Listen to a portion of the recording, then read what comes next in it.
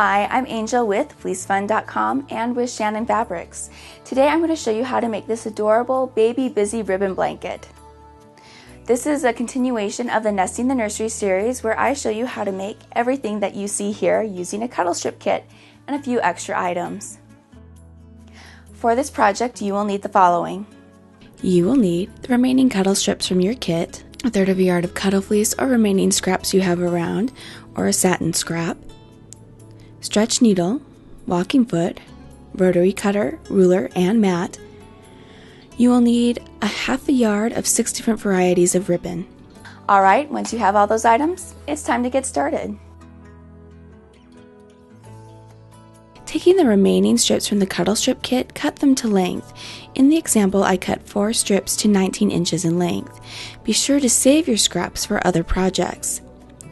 Cut the backing either from cuddle fabric or from satin to match the front, taking into account the half-inch seam allowance between the strips. So for the back of the 19-inch strips, it would be 19 inches by 17 inches. Cut ribbons to 4 inches in length and set aside. Great, now that you have everything cut out, it's time to start sewing. Assemble the front. Sew the strips together using a half-inch seam allowance.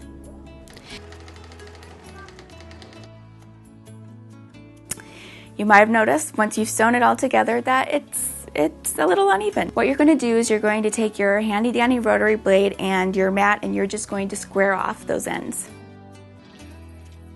Since the ribbons will be tugged on a lot, we're going to make sure that they are extra sturdy and sew them on before we sew on the back. Fold the ribbons in half and pin onto the edge of the cuddle fabric with the tops facing inward. Sew on using a half-inch seam allowance. Alright, looking good. Next step. With right sides together and the ribbon sandwiched in between, add the backing to the blanket, either of cuddle fleece or of satin, and sew all the way around with a half-inch seam allowance, making sure to leave a 3-inch gap for turning. Turn right side out.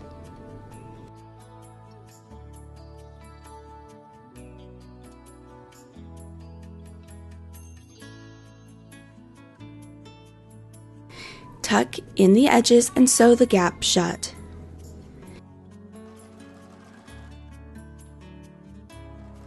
Then, with a half-inch seam allowance, sew all the way around the blanket again and with a top stitch using a serpentine or other decorative stitch.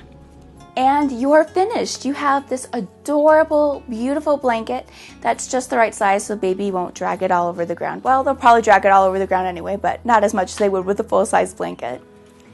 We have a bunch of other great tutorials in the Nesting the Nursery series that I know you'll love. Be sure to check out all the series on the playlist here on this channel. Have a great day, and remember, velvet is pretentious, fleece is fun.